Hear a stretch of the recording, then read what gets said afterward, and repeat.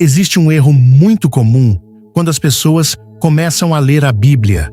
Elas acham que estão diante de vários livros soltos, personagens desconectados e histórias isoladas. Mas a Bíblia não é um amontoado de episódios. A Bíblia é uma única grande história. Uma história que começa com criação e termina com nova criação. Começa em um jardim e termina em uma cidade santa. Começa com a comunhão entre Deus e o homem. Passa pela queda, pela dor, pelo juízo, pela promessa, pelo resgate, pela cruz, pela ressurreição e termina com Deus habitando para sempre com o seu povo. Hoje, nós vamos percorrer essa história de Gênesis a Apocalipse, em ordem cronológica, com reverência ao texto bíblico, sem inventar nada além do que está escrito.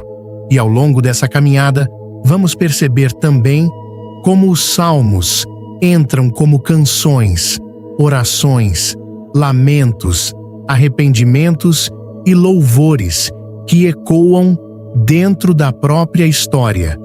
Então, respire fundo, porque o que você vai ouvir agora não é apenas a história de um povo, é a história da revelação de Deus. Gênesis, o começo de tudo. No princípio, Deus criou os céus e a terra. Antes de qualquer império, de qualquer rei, de qualquer nação, havia Deus. E foi pela sua palavra que tudo passou a existir. A luz surgiu, o firmamento foi estabelecido, os mares foram ajuntados, a terra produziu vegetação. Vieram os luminares, os animais e, por fim, o ser humano, criado à imagem e semelhança de Deus, homem e mulher. Adão e Eva foram colocados no Jardim do Éden, um lugar de provisão, ordem e comunhão. Ali havia liberdade, mas também havia um limite.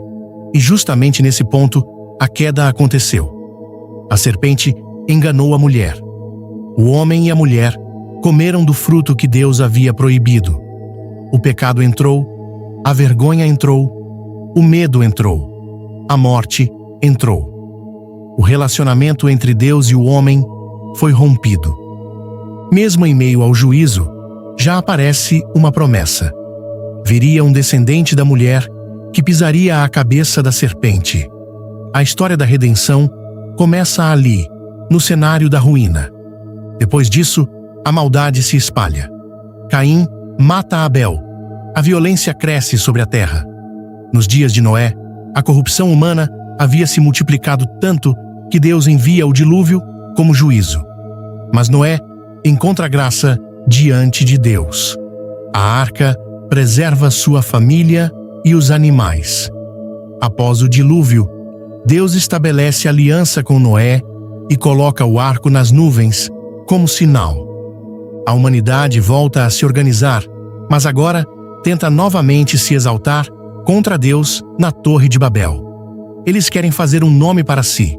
Deus então confunde as línguas e dispersa os povos. É nesse cenário que Deus chama Abrão.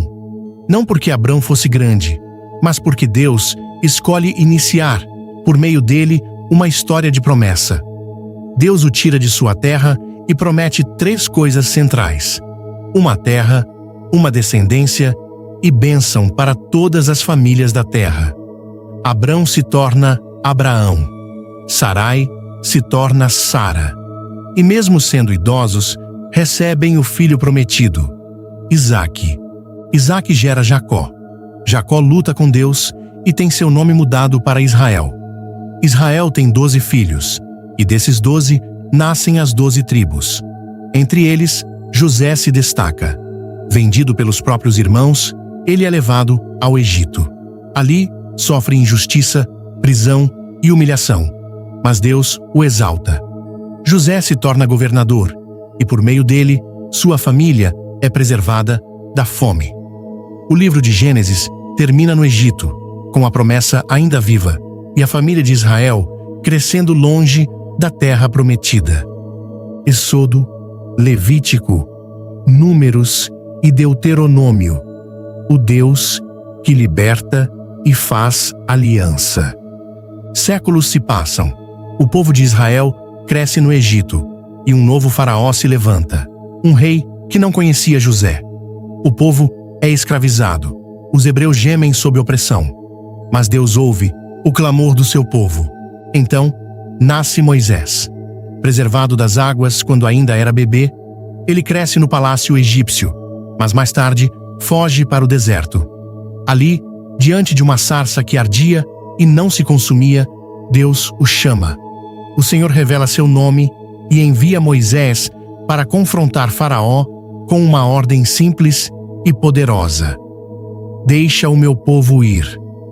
As pragas caem sobre o Egito, o Nilo, os animais, a escuridão, a morte dos primogênitos.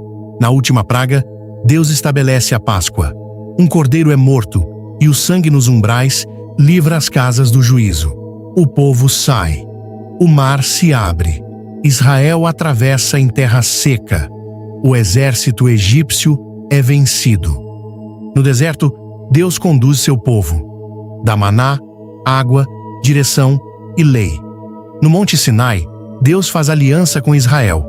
Entrega os mandamentos. Mostra que libertação não era o ponto final.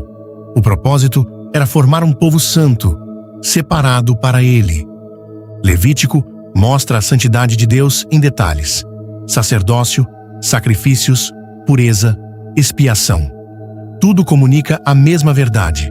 O Deus que habita no meio do povo é santo, e o pecado não pode ser tratado como algo leve. Em Números, vemos a dureza do coração humano. O povo murmura, teme, resiste. Espias voltam da terra prometida. 10 espalham medo. 2, Josué e Calebe, permanecem em fé. Por causa da incredulidade, aquela geração peregrina pelo deserto. Deuteronômio é como o grande discurso final de Moisés. Ele relembra a lei, relembra a aliança, relembra a fidelidade de Deus e chama o povo à obediência antes de entrar na terra. Moisés vê a terra de longe, mas morre sem entrar nela. A promessa, porém, continua de pé. E essa é a primeira parte da nossa jornada pela história da Bíblia. Nós ainda estamos no começo. Até aqui, vimos como tudo começou: a criação, a queda, o avanço do pecado, o dilúvio, o chamado de Abraão, a formação do povo de Israel, a libertação do Egito e a caminhada no deserto. Mas a história continua.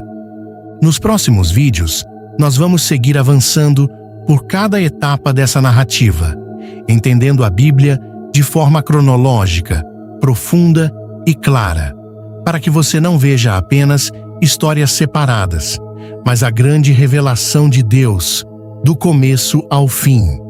Essa é uma série. Então, se você quer continuar essa jornada e conhecer a Bíblia de verdade, se inscreva no canal e acompanhe os próximos episódios.